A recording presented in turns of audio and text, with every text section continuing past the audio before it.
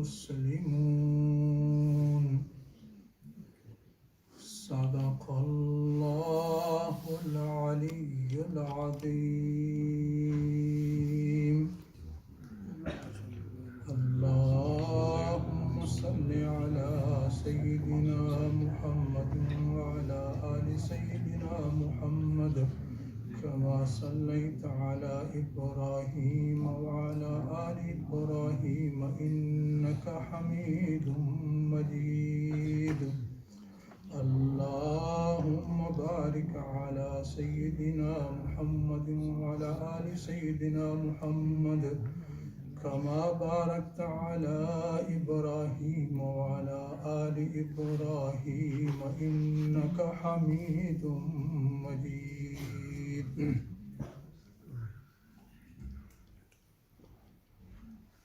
Before I start saying something, I would like to humbly ask you to just come close to the mic, please.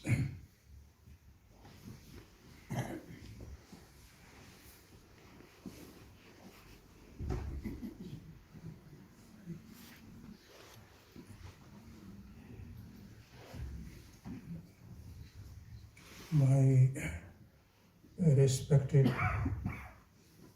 young brothers, my elders, and those of you who have come from another city or town.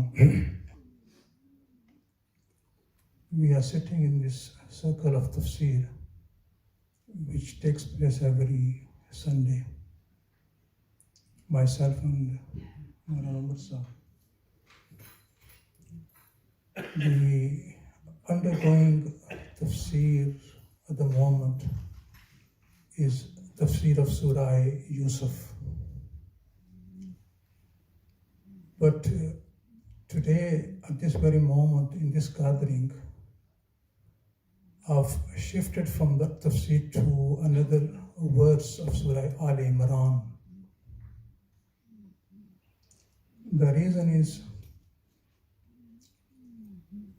our brother, our friend, Ghulam Mustafa's son is getting married. His nikah will be conducted after the brief talk. So I thought, why not talk and say something about nikah. Abdullah bin Mas'ud radiyallahu ta'ala anhu mentions that Prophet sallallahu alayhi wasallam taught us the sermon and the khutbah of nikah.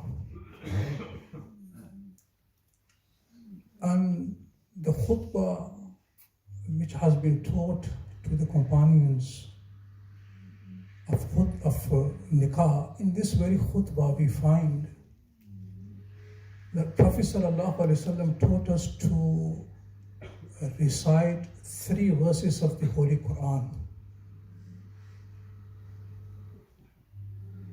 And when we look at these 3 verses, what we find that in these 3 verses, one thing is mentioned, and that is Taqwah. Now the question is, why our Prophet ﷺ taught us to read these 3 verses in the nikah, in the khutbah of nikah?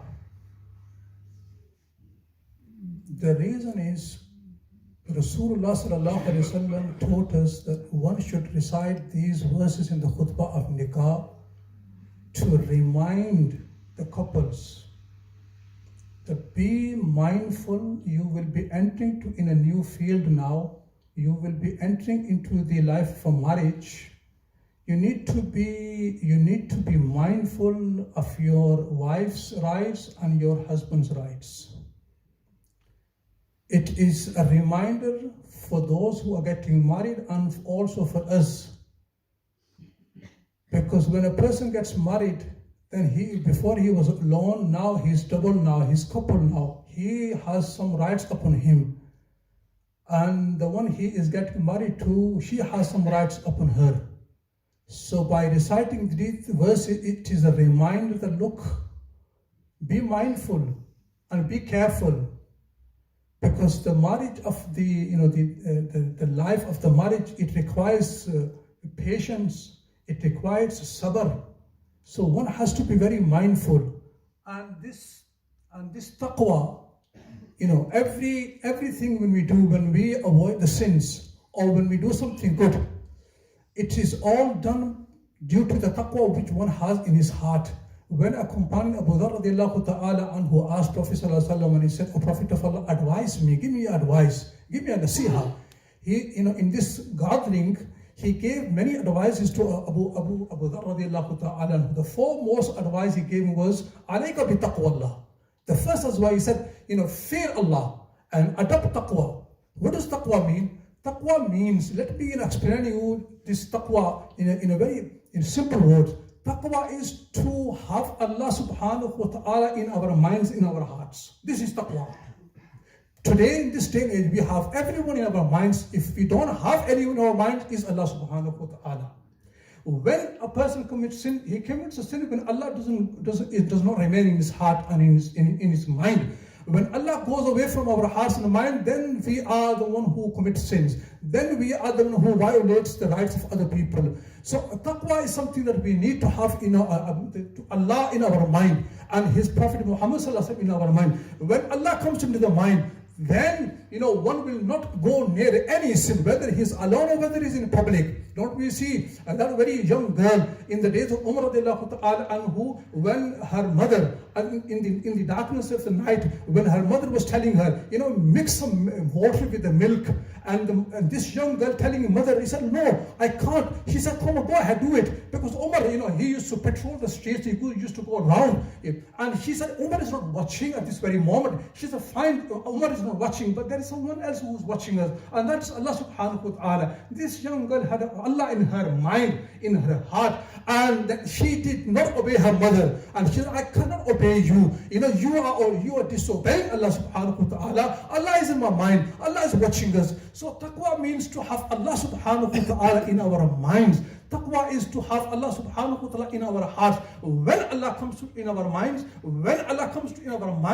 then inshallah we will never go near the sins. And then inshallah we will try to fulfill the rights of everyone. Today in this day and age, there are complaints, so and so. Sons are not fulfilling the rights of the parents, the parents are not fulfilling the rights of the children, the wife is complaining, the husband is complaining. This is because the taqwa is not there. And Prophet ﷺ, when he said to Abu Dharr that adopt taqwa, he said, فَإِنَّهُ رَأْسُ الْأَمْرِ كُلِّهِ. He said, taqwa, having Allah in your mind, is the root of every matter. Whether you're doing good deed, then it is done because you have taqwa in your heart. You have Allah in your mind. When you are avoiding sins, you have Allah in your mind. That's why you avoid the sin, you refrain from the sin. So taqwa is something that Prophet ﷺ in the khutbah of nikah, it reminds us these verses that remember, you are getting married now, you will have a wife with you now, or the wife is being reminded, you will have a husband with you now. You need to be very careful, you need to be very mindful.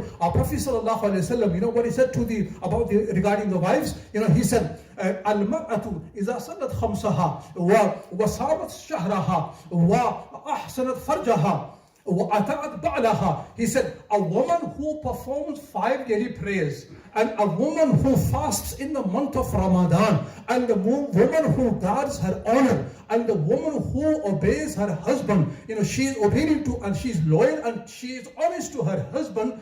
On the day of judgment, Allah subhanahu wa ta'ala will say to her, the 8 doors of paradise are open. From whichever door you want to enter, you have the permission, you can go enter.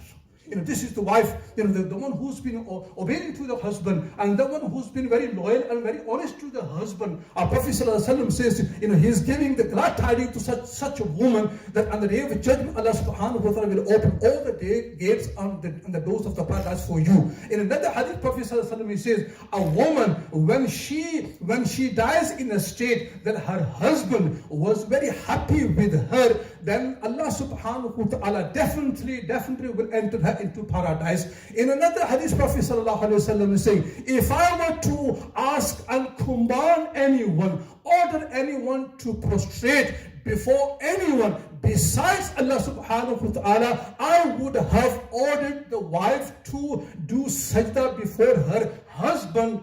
Now, just to imagine this hadith of Prophet sallallahu alaihi wasallam, what does this hadith mean? It means when a woman gets married to a man, when she enters the life of marriage, then after the right of Allah subhanahu wa ta'ala, the greatest claim and the greatest right of a woman is the right of her husband. It is her husband's right that she should obey her and she should be loyal to her. She should be very honest to her. This hadith about 2 weeks ago, I was just coming to masjid and this person just, he approaches me and he asked me some question and he, in the conversation, we just ended up saying, I just mentioned this hadith to him. And this hadith, the Prophet said, if I were ordered to anyone to do sajda before anyone, I would have asked a woman to do sajda to your husband. This man, he said to me, he said, Maulana Sahib, you know what? Prophet sallallahu alaihi wasallam, whatever he has said, no doubt in this. But if he had ordered the woman to do sajda before their husband, because I can tell you, the women of this day and age, they still would not have done any sajda to their husbands. And I was thinking, this money that, she's giving her heart, tough time. That's why, he's saying that, Maulana Sahib, if he had given this, the order, if he had commanded the woman to do sajda, this day and age, the woman still would have done any sajda to her husband. So, this is, our Prophet sallallahu alaihi wasallam, giving a glad tidings to a woman that who has been loyal and who has been honest to her husband, and Allah subhanahu wa ta'ala on the day of judgment will be very pleased with her. Now let's move to the other side now. What about the husbands? Don't think only you have the rights. The woman, the wife, she has some rights as well. Today we have forgotten one another's rights. And I think I have the rights. I think my children should give me all the rights. They should respect me and they should obey me. I think I'm teacher in the masjid and in the madrasa. I have right upon my students. But I forgot the students, they have rights, and I have forgotten that my children have some rights as well. Husband thinks he has all the rights. He has forgotten the wife, she has some rights as well. And the wife thinks she has some rights and she has forgotten her husband. They have rights of one another, for each other. One should be mindful of for the rights of each other. But today what happened, we are selfish now. I think, I have all the rights. I forget everyone. A husband forgets his wife forgets the husband, the ustad forgets the children and the students, and this is happening everywhere. Because of this, all this disturbance is taking place. So Allah subhanahu wa ta'ala, if you open the Quran, you will find many hundreds of verses in which Allah subhanahu wa ta'ala alerting us and commanding us, be mindful of the duties of Allah subhanahu wa ta'ala. Be mindful of the right of your children. Be mindful of the right of your husband. All these things are mentioned in the Quran. Allah subhanahu wa ta'ala is alerting us. Allah subhanahu wa ta'ala in the Quran is reminding us. And when we look at the hadith of Prophet sallallahu alaihi wasallam, Prophet sallallahu alaihi wasallam in many hadiths, the husbands, he has addressed the husband. In one hadith, Prophet sallallahu alaihi wasallam, he says in the Hajj of Al-Wida, the farewell Hajj of Rasul sallallahu alaihi wasallam, what he said? He said, ittaqullaha fin nisa. He said, fear Allah. He said, fear Allah concerning your wives. Then he said, innakum ahaztumuhunna bi amanillah. You have taken them in your marriage with the security of Allah subhanahu wa ta'ala. Wastahlaltum furujahunna. They have been made lawful, halal for you by the command of Allah subhanahu wa ta'ala. Allah has commanded, Allah has given us a permission. So therefore, through the nikah, they have become halal for you. They are lawful for you now. Now you need to be careful and you do need to be very mindful. They're your wife now. They have come to you now. Now it is your duty to look after her. It is your duty to fulfill her rights. Now this hadith, gives a great honor, to a woman, that a woman, when she comes to someone's marriage, she is under the protection of Allah subhanahu wa ta'ala. If any husband is cruel to her wife, if any husband is not good to her wife, then he is violating the right of Allah subhanahu wa ta'ala, the protection of Allah subhanahu wa ta'ala. So therefore, the husband should be very mindful, with regards to the right of her wife, because the wife, she has left everyone and then she has come to you. Now she is only yours now. So after Allah subhanahu wa ta'ala, for the wife, the hukum is after the right of Allah subhanahu wa ta'ala, it is the right of your husband, and the husband needs to be very careful and he needs to be very mindful towards the right of her, his wife, that he needs to take care of her and he needs to provide her what she needs. This is the duty of the husband. Now the verses of these verses of Prophet sallallahu alaihi wasallam, he would recite these verses so that the couples are reminded, look, be careful, look, be mindful. You get married now, you need to fulfill the rights of each other. So my young brothers, Allah subhanahu wa ta'ala commanding us, we make a dua for these two new couples who are getting married. May Allah subhanahu wa ta'ala make their marriage successful, and may Allah subhanahu wa ta'ala grant them a happy life. Now inshallah the nikah will be conducted